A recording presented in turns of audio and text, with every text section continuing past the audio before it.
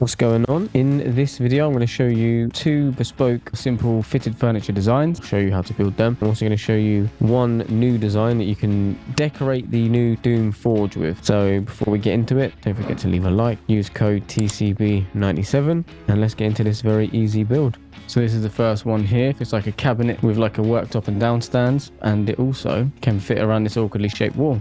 So to start, I've just set up a 6 wall and an 8 wall either side just to show you how this works. First of all, we're going to start, we'll start with the cabinets either side. So this is really simple. You can use any piece that you want, but for me, I get these traditional counters, set them flush all the way back. So one of those either side. You can make it wider if you want. And then I put one of those to finish it off. The ancient counter. And then to fill the space in the middle, because it was awkward and there was a wall stepping forwards, I had to use something shallower, which would be the tattooing chip parts. A little one piece that fits in there. Now, this last bit is really simple. All we've got to do is fill it in with a bit of worktop. So this top one. So this is easy. It was 6 by 2 at the back. Right, so we need to make up 18 for the front section. So we're going to use a 6.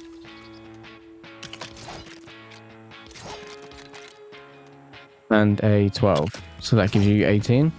Now, to finish off the sides, we're going to go over to the fence piece, and then this should be the perfect height, and that will create the down stand effect as if it was like a kitchen worktop. Obviously makes sure it's flush. And there you have it, there's fitted furniture piece number 1. Could also do the same technique with a corner piece, so I'll show you how that would look. If you want to have it a bit wider, and have it like that. You could also set it forwards a bit and have a bit of overhang. I don't really like that. If you wanted to have an extension on the top for like a breakfast bar area, just set one there, whack down some chairs, and there you go. While we're on the subject of chairs, you might notice that you sometimes get stuck in the chair, right? So there's a way you can get out of that and avoid it. So sit at my desk. If I push forwards, I get stuck in the table like that, yeah? You can use another chair to get yourself out, but to stop myself getting stuck in there, all you got to do is just press a jump button and you stand up and then you are not stuck. Boom. So the next piece we're going to build is this tall shelf unit, and it's very, I'm not going to lie, it is a bit more tricky, but should not be an issue. It's always raining. I have to go over somewhere where it's not going to rain. Here we go. Look, it's sunny again. What the hell? Start this build again. You could use the same pieces that we used last time. To change it up a bit, I'm just going to use something different slightly. And obviously make it as sort of wide as you want. I'm going to just put down a 8 wide piece, followed by a little 4 wide piece. So once you've got those, you should have about 16 wide. You want to get your 16 by 2 floor piece, put it flush, bring it forwards by 1. And then you want to get your wall mounts, cover just so you're hiding the bottom stud, set it in the middle, and then do one more either side. Once you've done those, this next bit is a bit tricky. So you want to set a pillar, flush, bring it out by 1, and move it over by maybe 4 spaces. It doesn't have to be precise. Place your thruster on here. Again, doesn't have to be precise. And then you want to get I'm going to use a 12 by 2, but you can use whatever height you want. And you want to set it off that thruster, and you want to bring it up and then back, so it sits perfectly on there. Now, it won't always sit perfectly on, as I'll show you now.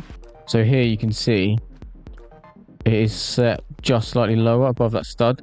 I could correct this, but to be honest, I'm quite happy with how it came out. So I'll leave this one for now, but that is something that you can do. It's up to you. So again, same on the opposite side. Set it flush, move it out by 1, shuffle it over a little bit. Whack a thruster on there. There we go. Obviously, this is designed for a taller wall. I'm not going to worry too much about that for now. Yeah, so that one, for some reason, sits just above it. But the gap left to right is even. It might be to do with the floor, actually. Let's just... yeah, I think it is. It's to do with the floor height, but you can play around with that as you want. So I'm just going to match it just to be sure.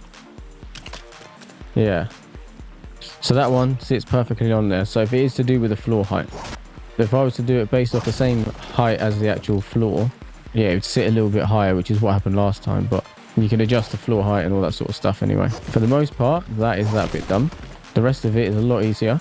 You're just going to put a smaller shelf So a 12 one directly above these, or whatever height you want. Then normally what I do is I move it up by, that's 2 studs. That'd make 4, and that'd be 6.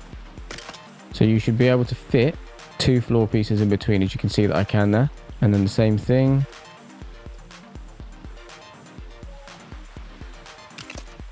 So this should sit just below the shelf for the scoop outs at the top. Then all you've got to do, put your 16 by 2 on top to finish it off. And there you go. Tell you what I'm going to do. I'm going to give it a bit more shape and put that there. Just what I've done in the original one. And that is it. That is your bespoke cabinet unit. So I'm just going to quickly decorate this. You make it as tall as you want, as wide as you want, whatever. Just the same techniques would apply. Certain decorations won't fit. But again, you can adjust the shelves however you want. Maybe decorate it shelf by shelf first. Actually, you can use something like this to space them out, to be fair. So upon decorating it, this one here has 5 spaces because I've got this here. Yeah, that's it. Adjust the shelves as you need to and see how yours turns out. Right, now for the final third one. So this is the final piece. You've got your Doom Forge, which is free and anyone can get it. You've also got your fireplace behind.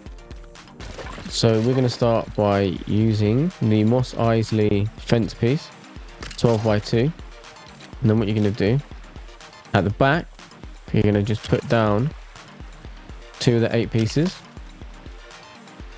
And then next to the 12 by 2 piece, you're going to put some more 8 pieces, just like I've done there. Then you want to get your Doom Forge, pop that down. Then you want to get the Mos Eisley's floor pieces and just fill in everywhere to match. And the colours are a perfect match for the forge.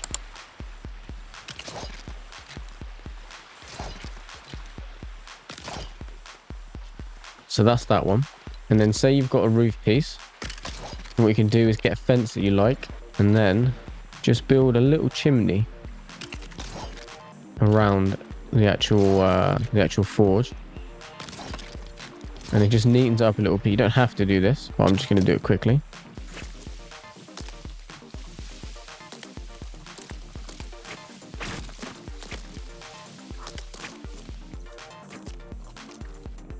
Now, to give it that look of actually extracting somewhere, just put a dark 4x4 piece in the top.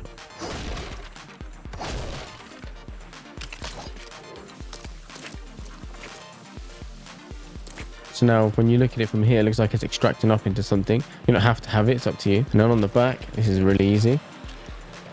Just place down your fire. And again, if you want to extend out the top, so it looks like it's extracting somewhere.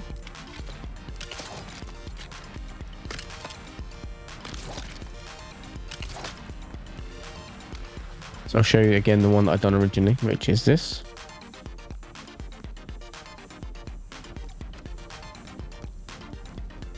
Obviously I've done a slightly bigger one up top. You can do it however you want. And that's it. 2 bespoke fitted piece of furniture and 1 Doom Forge furniture idea.